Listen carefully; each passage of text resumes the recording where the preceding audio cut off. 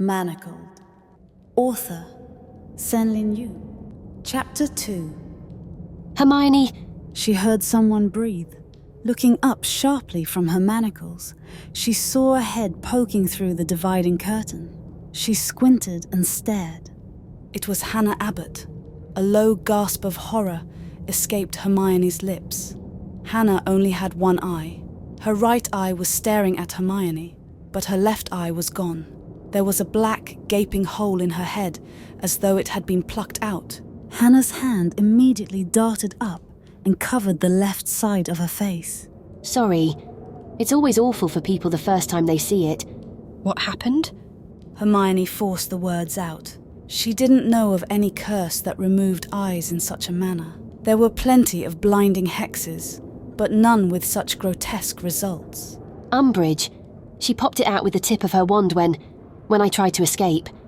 She made the healers keep it like this, for effect. Hannah turned her head slightly away to conceal her face further. She got into trouble for it, though. Hannah lowered her face so that she was gazing at the floor. Her voice sounded as if she was somehow dead. She normally cuts off fingers now. If you're disrespectful, if you try to get away, if you look at her wrong. Parvati and Angelina, they hardly have any fingers left. Hannah looked hard at Hermione with her remaining eye. Let your Gryffindor die, Hermione. Don't try to be brave. Don't try to be clever. Just keep your head down. People have been trying to get out for months. Anyone who gets caught gets maimed. Anyone who gets out. It took too many tries before we realised. The manacles we've all got. Hannah raised her own copper-encased wrist. They've got a trace in them. If you get past the wards, they send the High Reeve and hang the corpse in the Great Hall so that we all have to watch it decay. Hermione felt as though she'd been struck violently in the chest. Her fingers spasmed against the fabric of the blanket covering her. She could barely breathe. Who? Ginny. She was the first body they brought back. We all thought maybe you had actually gotten out, because you disappeared. We didn't realise they'd just put you somewhere else. Hannah's voice trailed off, and she stared at Hermione. You don't even know why they brought you out, do you? Hermione shook her head. The guards talk a lot. After the war, we all expected the Dark Lord would start enslaving the Muggles. But it turns out his ranks were more exhausted than we realised. Apparently being immortal makes him patient. He decided that repopulating the ranks of pureblood wizards should be first on his agenda. He personally paired off all the purebloods, made them all get married with orders to start reproducing. Hannah's face was twisted with disdain as she recited this information. Hermione's eyebrows furrowed with surprise. A repopulation effort. The war had dragged on with high casualties, given the size of the wizarding population. But Hermione hadn't thought Voldemort would notice, much less care. Arranged marriages weren't exactly uncommon among purebloods, but having them mandated seemed extreme. She wondered how his followers had felt. There were barely any babies. Pureblood fertility rates have been dropping for years. There were a few pregnancies that set everyone abuzz. Most ended up squib and got terminated before the end. Or miscarried. Well, Hannah's voice grew bitter. Apparently facing the extinction of the European wizarding world has opened the Dark Lord's mind somewhat in regard to blood purity. Magic is might, you know. He's decided to start a breeding program with all these half-blood and muggle-born prisoners he happens to have on hand. Just us girls. Since it's a fate worse than death to have a muggle-born male touch a pure-blood female. We're all to be made to produce babies until our uteruses give out. Hannah looked as sick as Hermione was beginning to feel. So that's why they finally let you out, said Hannah, gesturing helplessly. They're using school and medical records to decide which of us are eligible. That healer you were speaking to, she's the head of the whole thing. Apparently she specialises in magical genetics. We're her lab rats. They're checking everyone's fertility. Hannah was crying now. Hermione stared at her, feeling faint with shock. It couldn't be true. It was all just too horribly dystopian. Some nightmare she was dreaming up inside her cell. We have to get out, Hermione said in a steadier voice as she could manage. Hannah shook her head. We can't. Didn't you hear me earlier? Unless you can chop off your hands, you'll never be able to leave with those manacles. They don't even keep the trace here. Angelina lost her pointer finger to find that out. The Dark Lord keeps it personally. That's why whenever anyone gets away, it's always the High Reeve who goes after them. Hannah looked quickly around, tilting her head to get a slightly better view of the floor beyond the privacy curtains. Hermione followed Hannah's gaze. There was nothing there. Who? Who is the High Reeve? Hermione asked. She didn't remember that title. Hannah looked up. I don't know. None of us have ever seen him without his mask. Everyone talks about him. He's the Dark Lord's right hand. Voldemort doesn't go out much, so the High Reeve appears instead. They held public executions a few weeks ago. More than 20 people. He killed every single one with the killing curse. He didn't take breaks. He just went straight down the line. No one has even seen the Dark Lord cast that many in a row. That shouldn't be possible, Hermione said, shaking her head doubtfully. Hannah leaned forward and lowered her voice. I know. But I've seen the bodies after he catches the runners. He always catches them. McGonagall, Moody, Neville, Dean, Seamus, Professor Sprout, Madame Pomfrey, Flitwick, Oliver Wood. Those are the ones you'd know. There have been more. Loads more. The Order members were the ones who tried hardest to get away. They all came back corpses. Hannah hesitated and stared intently at Hermione. Don't do something stupid, Hermione. I'm not telling you all this so you'll try to escape. I'm trying to warn you.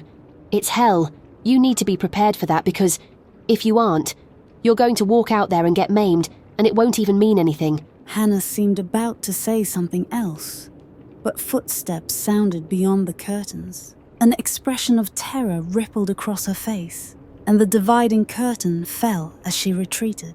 The curtain on the other side of Hermione snapped open, and the healer from earlier reappeared, looking harried. The Dark Lord wants to watch your examination himself, The healer said, reaching out and grabbing Hermione's arm forcefully.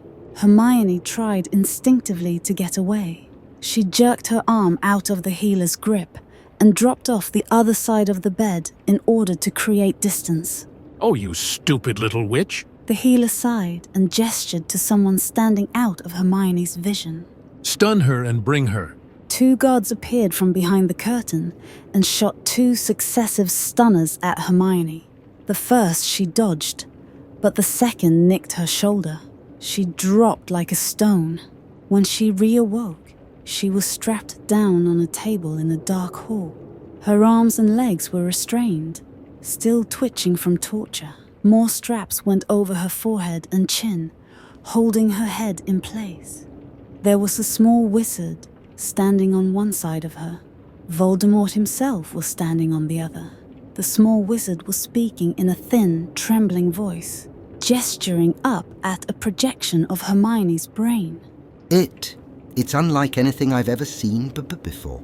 Normally, magical memory loss occurs quite generally across the brain when it is self-generated. A person can't even tell you their name. But this is targeted, like obliviation spells, a dissociative fugue, or in this case, many of them, almost like self-obliviation. Her magic has hidden specific memories inside what I can only describe as almost a calcification of magical layers. It probably could never have happened without the specific circumstances of her imprisonment. This took time. Her brain has been slowly shoring up a line of defense over the course of months, almost like a clam making a pearl. She's been slowly burying them under layer after layer. You can tell some have been more extensively protected than others, based on how brightly they glow. Voldemort's eyes were narrowed. Could these memories be recovered with legitimacy? The small wizard looked more nervous. Faint droplets of perspiration had collected on his upper lip. It's unlikely. This is like an individual occlumency wall of exceptional strength around each specific memory.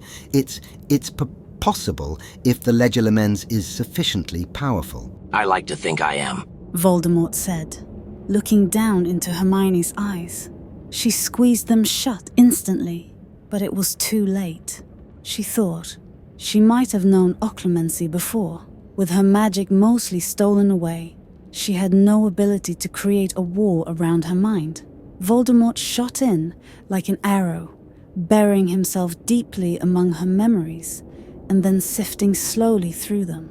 It was as though her mind were being crushed under his. Her childhood, Hogwarts. He wasn't concerned with her locked memories of her parents. After 5th year, when everything grew hazy, his interest sharpened. He examined her memories of healing. All those bodies, all those injuries, so many people. The closer he got to the end of the war, the more memories were locked. He tried driving into them.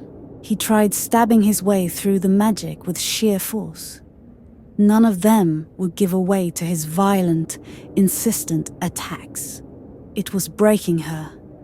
The force was mind-numbingly painful, and somehow the pain continued to increase until it felt impossible that she wasn't dying from it.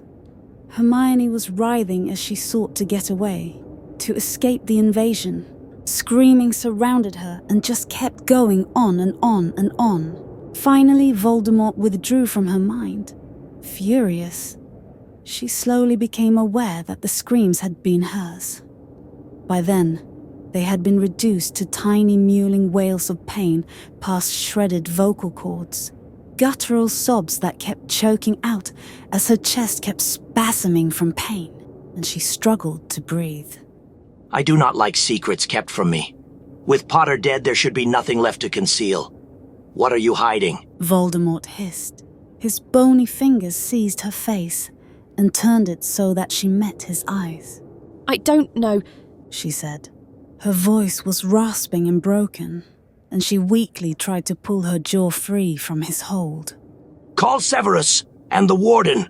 She shall be punished for this, Voldemort said. He viciously probed Hermione's mind until she lay limp and barely conscious on the table. Umbridge arrived first, looking appropriately terrified. My lord, she said, dropping to the ground and crawling toward him. Crucio! Voldemort cast the curse, his fury evident in his tone. Umbridge screamed. She screamed and writhed on the ground. Hermione almost felt sorry for her. After several minutes, he finally stopped. Did you think, Warden, that following the letter but not the spirit of my commands would spare you? Umbridge only whimpered. I knew of your dislike for the mudblood, but I had hoped your obedience to me would be sufficient motivation for you to restrain yourself. Perhaps you need a permanent reminder. my lord. What is that punishment you're so fond of doling out among your charges? Knuckles, isn't it?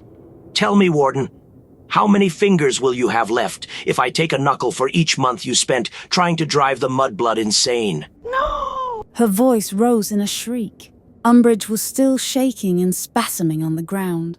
Perhaps I should be lenient, Voldemort said, walking slowly toward her as she sniveled and groveled at his feet. Your work has been mostly good. Instead of 16, I'll have it. 8 knuckles as a reminder I said I wanted Potter's mudblood left fully intact. Please! Umbridge was pushing herself up off the ground, sobbing. Severus Snape swept into the room. What's wrong? Unable to endure consequences of your own devising? Voldemort sneered and waved a hand as he turned away from Umbridge.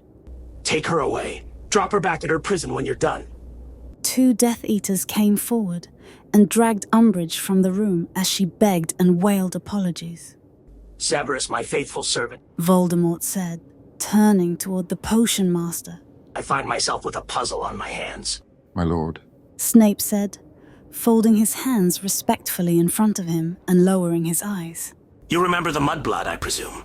Voldemort moved back toward Hermione, staring down at her and running a skeletal finger along his lipless mouth. Of course. She was an insufferable student to teach. Snape walked over to survey Hermione, who was still strapped down on the table. Indeed. And a good friend of Harry Potter. The boy who died. Voldemort said, caressing his wand lightly. She was also a member of the Order, as I'm sure you recall from your many years as my spy.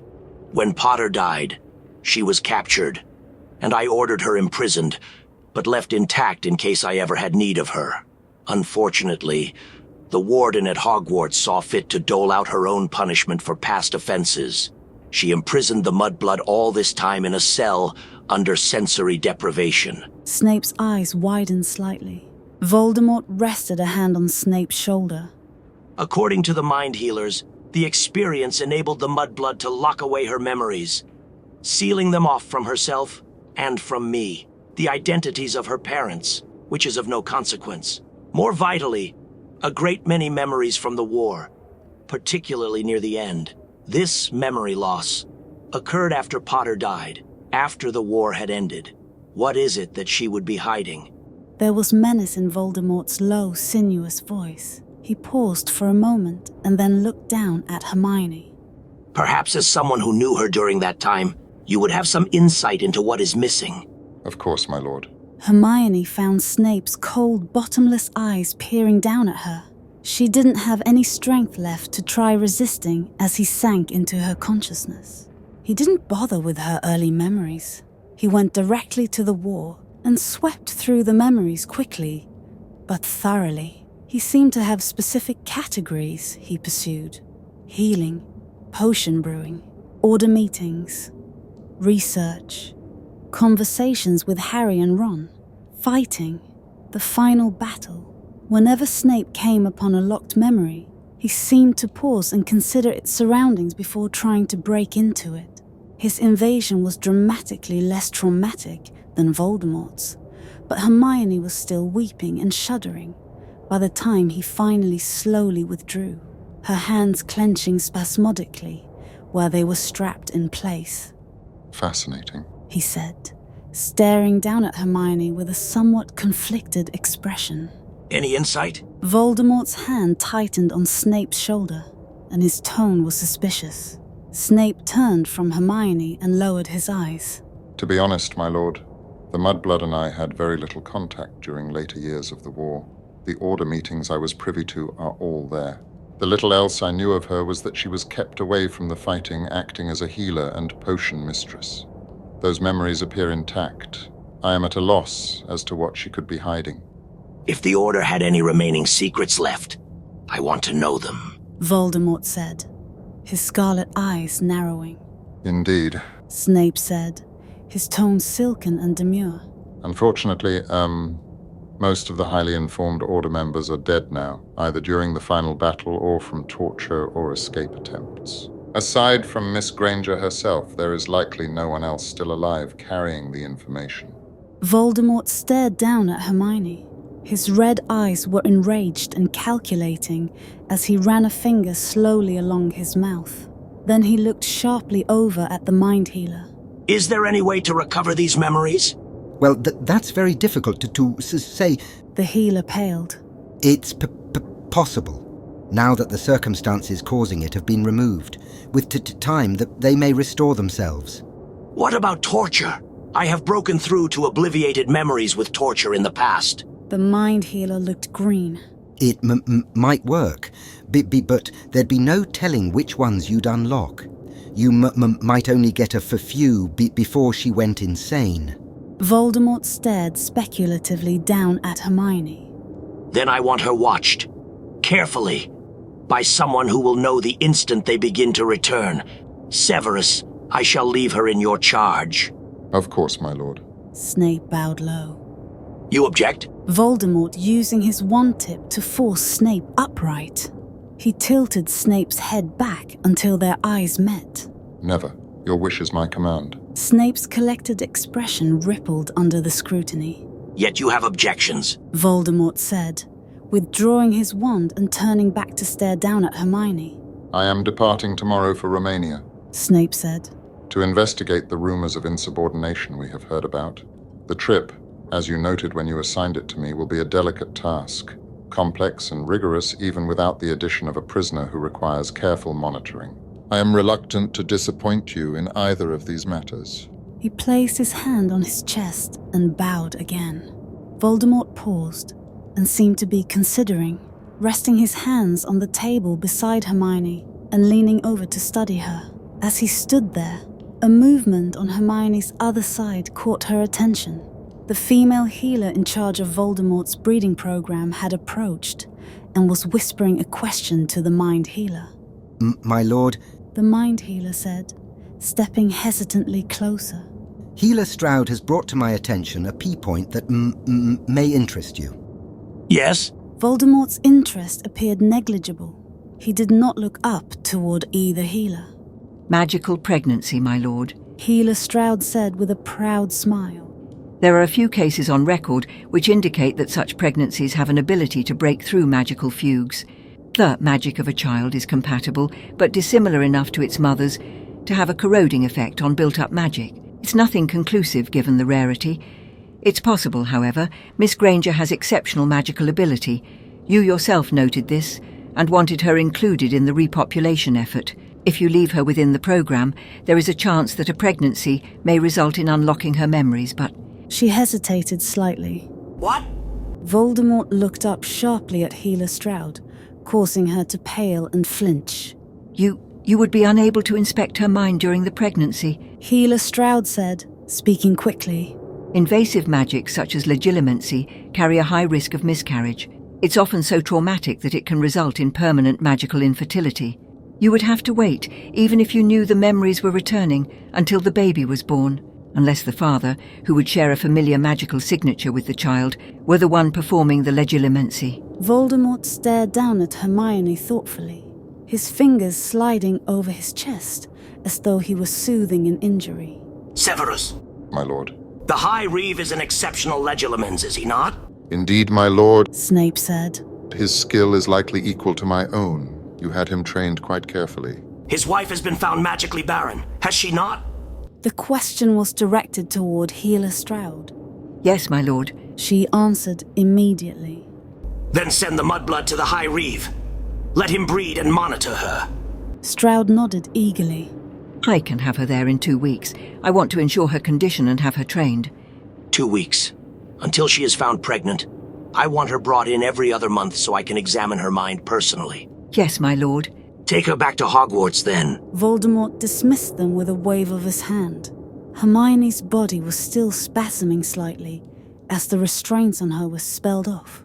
She felt as though she ought to do something. Spit, or refuse, or beg. Anything but just lie there while Voldemort casually delegated her off for breeding. Her body refused to cooperate. She couldn't do anything as careless hands dragged her up off the table and levitated her down a hallway.